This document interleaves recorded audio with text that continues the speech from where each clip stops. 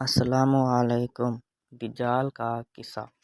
زمین اپنی پیداوار 1/3 کم کر دے گی۔ آسمان سے بارشوں کا سلسلہ کم ہو جائے گا۔ چنانچہ زمین کی گلا اگنے کی صلاحیت کم ہو جائے گی۔ 1 سال گزرے گا اور زمین اپنی پیداوار مزید 1/3 کم کر دے گی۔ آسمان سے بارشیں مزید کم برسیں گی۔ تیسرے سال اس صورتحال میں دنیا میں شدید قحط آ جائے گا اور ہر طرف پانی اور اجناس کی طلب بڑھ جائے گی۔ یہ دجال کی آمد کا اعلان ہوگا۔ ایسے حالات میں دجال دنیا میں نمودار ہوگا۔ دجال ایک شخص کا نام نہیں، دنیا کے نظام پر ایک سوچ، ایک عذاب اور ایک بہت بڑی آزمائش کا نام ہے۔ اللہ نے اپنے نیک بندوں یعنی رسولوں کے ذریعے مسلسل ہدایت کا سلسلہ جاری رکھا۔ جس قوم نے اطاعت کی وہ کامیاب ہوا اور جنہوں نے خواہش نفس کی پیروی کی عذاب کا شکار ہوا۔ دجال کے خروج سے قبل اس لیے راہ ہموار کرنے کا سلسلہ یہود و نصارہ کی کوششوں سے جاری ہے۔ خفیہ اسرائیلی سازشیں تو عرصہ سے جاری ہیں۔ اس کی ظاہری مثال یروشلم میں امریکی سفارت خانہ کے قیام کے اعلان سے دیکھی جا سکتی ہے۔ دجال کو اللہ بہت زیادہ طاقت عطا فرمائیں گے۔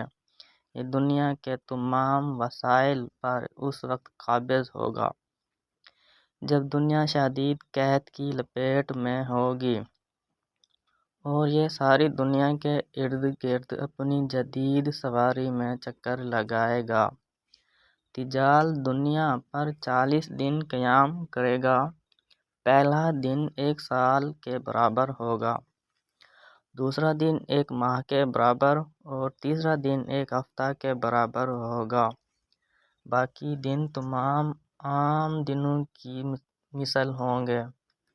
اس کی ایک آنکھ ہوگی، پیشانی پہ کاف کفر یا کافر لکھا ہوگا، جسے ایمان والا پڑھ سکے گا۔ آج دنیا ایک گلوبل ولیج بن چکی ہے۔ سیٹلائٹ اور نیٹ ورک کے ذریعے سب ممالک اور اقوام جڑ چکے ہیں۔ آنکھ جو کچھ دیکھتی ہے لب پہ نہیں آتا۔ محو حیرت ہوں کہ دنیا کیا سے کیا ہو جائے گی۔ ایک حدیث کے مفہوم کے مطابق دجال کے ہاتھ میں اللہ ایسی قوت دیں گے کہ اس کے حکم پہ آسمان سے بارش اور زمین سے پیداوار حاصل ہوگی۔ زمین اپنے خزانے اگلے گی، اس کے پیچھے خزانے اور لوگ ایسے چلیں گے جیسے شہد کی مکھیاں ملکہ مکھی کے پیچھے چلتی ہیں۔ جیسے لوہا مقناطیس کی طرف کھینچا آتا ہے، اس کے حکم پر جانور صحت مند ہو جائیں گے، بیمار تندرست۔ یہ کہے گا کہ مجھے رب مانو، پھر اپنے دو کارندے شیطانوں کو حکم دے گا کہ اس شخص جس سے یہ اس وقت ہم کلام ہوگا والدین کی شکل اختیار کرو۔ اب اس آدمی سے کہے گا مجھے رب مانو، تمہارے مردہ والدین کو زندہ کر سکتا ہوں۔ اور شیطانی شعبے کے ذریعے نقلی والدین پیش کرے گا۔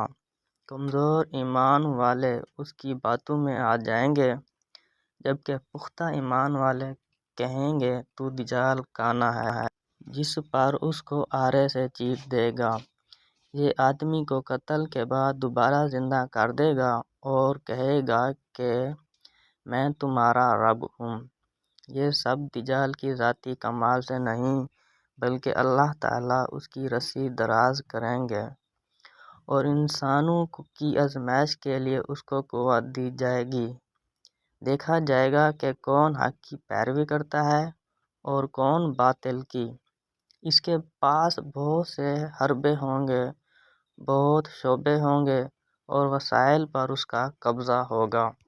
یہ دنیا پہ وقت سے پہلے ایک قیامت برپا کر دے گا۔ امام مہدی کا نزول ہوگا۔ وہ اپنے جان بازوں کو لے کر لڑائی کی تیاری کر رہے ہوں گے۔ حضرت عیسیٰ کا نزول ہوگا۔ حضرت عیسیٰ دجال کو باب لد کے مقام پر قتل کریں گے۔ اس وقت دجال کے ساتھ 70,000 یہودیوں کی جماعت ہوگی۔ یہ یہودی لڑائی کے دوران غرقد نامی درخت میں پناہ لیں گے اور یہ درخت یہودی کو اپنے اندر چھپا لے گا۔ اللہ کی مدد سے فتح ہوگی۔ فتنہ دجال بعثت آدم سے قیامت تک کی سب سے بڑی اور ہولناک آزمائش ہے۔